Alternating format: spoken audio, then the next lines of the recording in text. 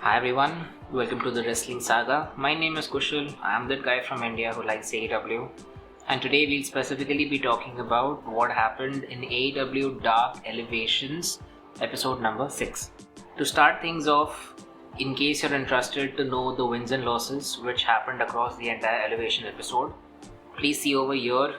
Let's just wait for a few seconds so in case someone is actually reading, let them at least have some time and then we can go ahead. Okay, now that's done, we'll idly go through each and every match and I'll share my thoughts individually about each and every one of them. First off, in the match between Hangman Page and Spencer Slade, which is a cool name by the way. Hangman won that match without the use of his buckshot lariat. What interested me was the information that Tony Schiavone and Paul White gave about Spencer, wherein he was not only apparently a traditional wrestling division champion, he was also someone who was technically deaf. And one of the reasons he had that headgear on which protected his ears was not just for the sake of the aesthetic look, but also because it helped maintain his hearing aid and it sort of protected that. It's great how people like him overcome whatever limitations they have and still continue their pursuit of their dream goal. So more power to him. I look forward to seeing more of his matches on Dark in the future. Next we had a match between Dr. Britt Baker DMD against Tesha Price. I'm split about my thoughts on this match. While it shows that Dr. Britt Baker is racking up wins after wins so that she eventually becomes the number one contender within the women's division to challenge the women's champion, it doesn't do much for Tesha Price as such. Being someone who yells quite loudly and quite frequently throughout the match, and then having her aggression not really meet the tone of her voice, it's just weird. I frankly don't understand this persona or how is it doing her any wonders. Additionally, there were moments in the match, the spots between Tesha and Dr. Britt Baker, they seemed to be too much rehearsed, they were slow, and even though Paul White tried to cover it up by saying that Dr. Britt Baker's moves are very smooth, that didn't really help. As such, I didn't really enjoy the match that much. Midas Black and Jay Lion then had a match against the Jurassic Express.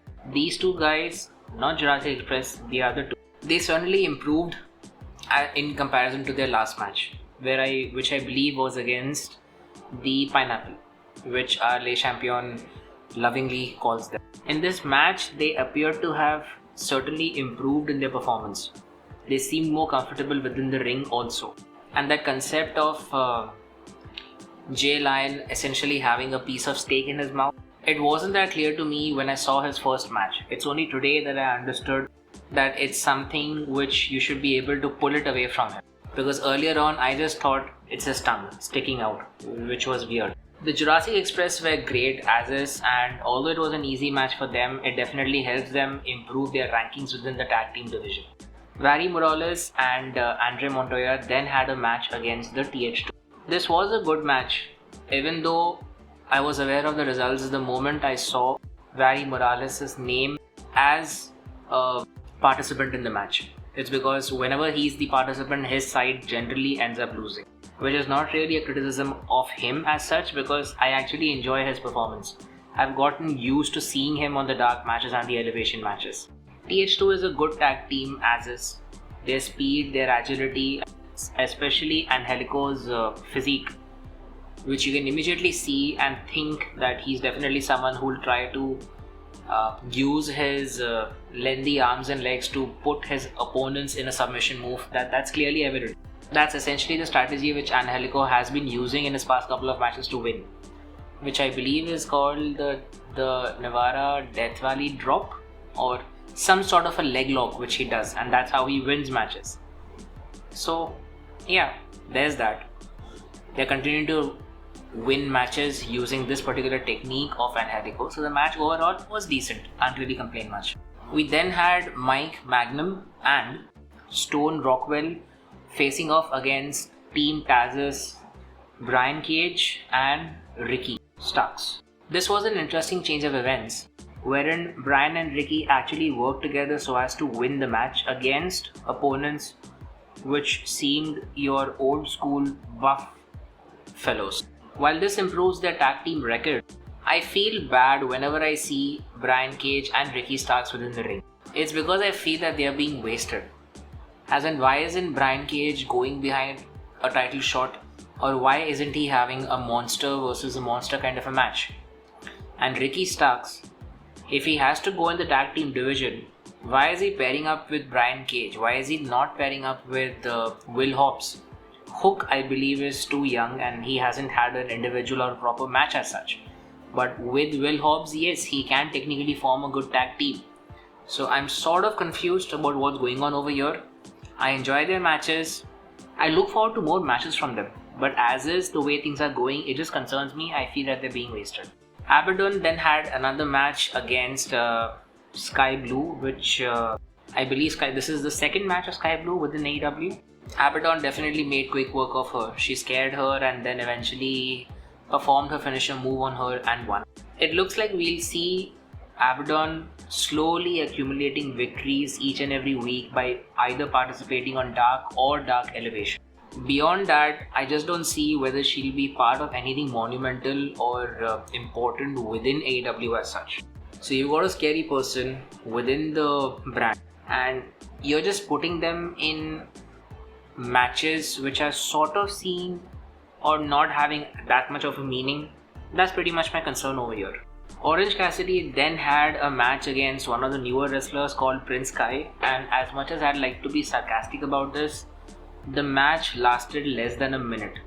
It sort of reminded me about how Masvidal had KO'd Ben Askren within 5-7 seconds or less than that. I believe around that time.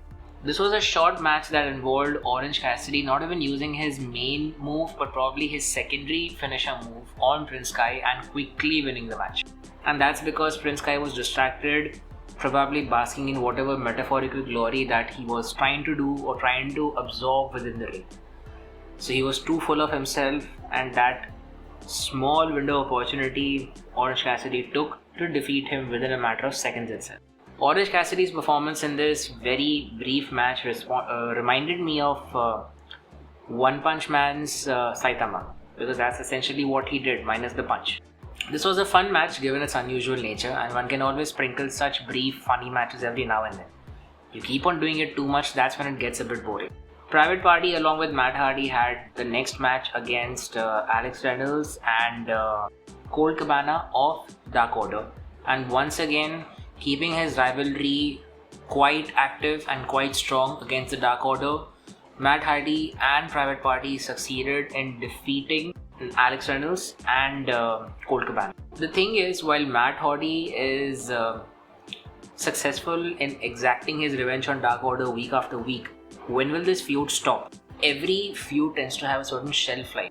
If you keep on pulling or stretching this particular feud, at one point it's going to get boring. So that's what I'm wondering. What will it take for Matt Hardy to finally either rest or get satisfied that his revenge is now over? That's what I'm curious about.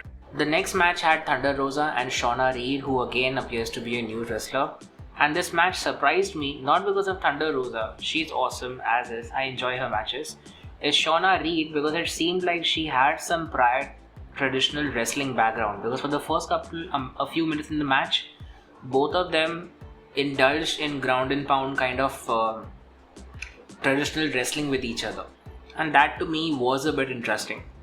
I definitely feel that besides legit Layla Hirsch, there seems to be very few other women wrestlers who appear to be more technical and not strong or brashy. And looking at the performance of Shauna Reed, even though she wasn't physically imposing as compared to Thunder Rosa, it was still interesting in seeing that. So from that perspective, I sort of liked the match. I'd love to see another match of hers in the future. Best Friends then had a tag team match against Hayden Backlund and Kit Sackett. What mattered here wasn't Best Friends' victory, but how Trent across the match appeared to be faster, stronger and more aggressive. In fact, a change in his attitude wherein he appeared to be a bit more brash was noted by Tony Schiavone during the match also. And he also gave some mean clotheslines throughout the match to Backlund, I believe. Tony Schiavone stating about how there's a change in Trent's nature, his attitude, immediately got me thinking, potentially as a very naive fan, that would Trent eventually turn on the faction, Or would Trent sort of introduce heelish behavior and heelish tactics within best friends?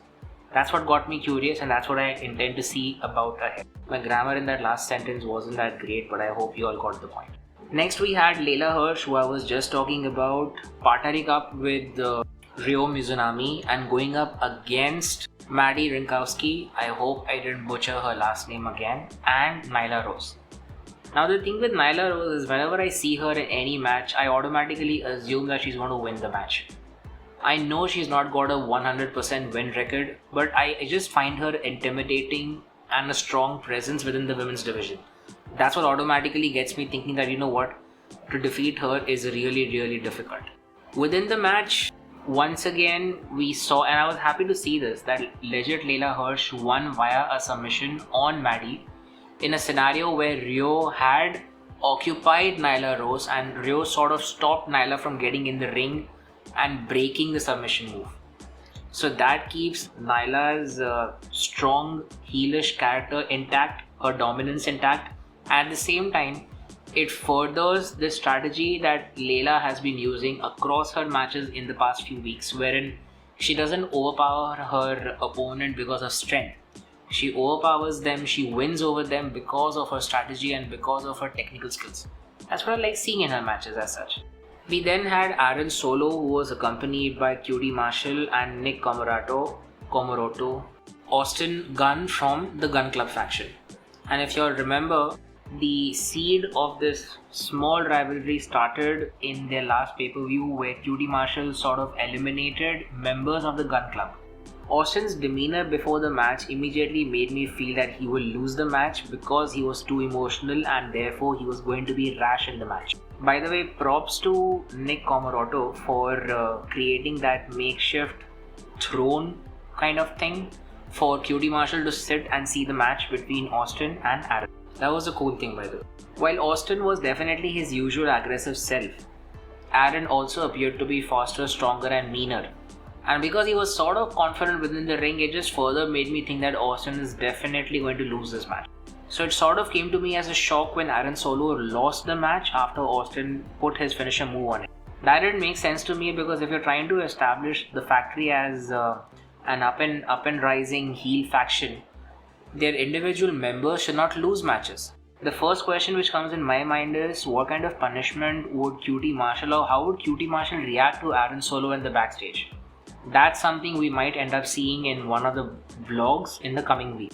Also, after the match had ended, Dasha wanted to interview Austin to ask him about this rivalry, and before Austin could give his thoughts, being super emotional, Billy interrupted, sent him away, and then confirmed that yes, there was indeed a rivalry. And when QT came for clarification, Austin essentially also told him that yes, there was a rivalry and that they are no longer part of the same team. That's when QT Marshall, being someone who's not as physically imposing, not as taller, not as buff as Billy Gunn, he almost decked insult. He punched Billy Gunn on the face, made him drop down and then went away, and this entire segment seemed weird to me because very few people are believably or in a believable sense could deck Billy Gunn and walk away confidently. So that just seemed a bit weird. It's like a smaller guy decking a bigger guy. Not that it can't happen, but when it happens, believability is an issue as such. Ethan Page and Scorpio Sky as a tag team then had another match against Kali Bravo and Dean Alexander. This is just another example of Ethan and Scorpio refining their tag team art, liking themselves, liking their heelish style. And although Dean Alexander and Kali Bravo were good in this match, even they seem to be improving with the weeks passing by. This match definitely helped further this sentiment that we've got two guys over here who are highly egoistic, who love each other, who love themselves and then love each other as a tag team. And yeah, they should be on the radar of the other tag teams within the AEW tag team division.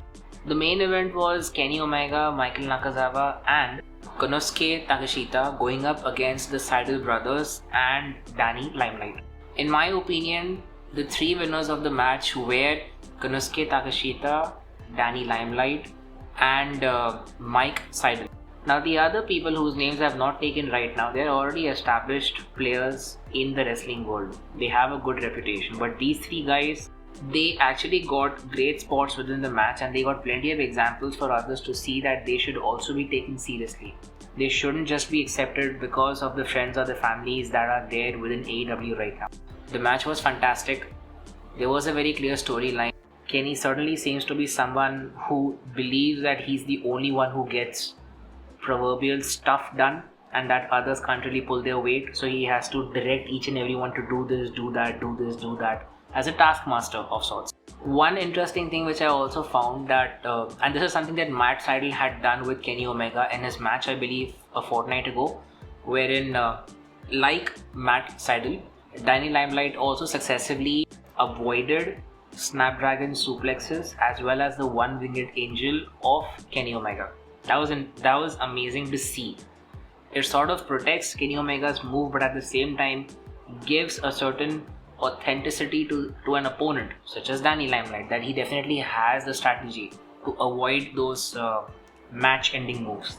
So while Kenny, Konosuke and Michael Nakazawa won the match, I believe the losers didn't really walk away small. They did walk away with equal respect because this was a fantastic match as is. And I'm just happy that the more prominent wrestlers are not just sticking to the Dynamite show, they're also coming on the dark shows to lend it a certain aura of importance and also to establish some storylines and give the other competitors such as Danny Limelight or the Sydal brothers, specifically Mike Sydal, the opportunity to be seen as individually strong wrestlers also.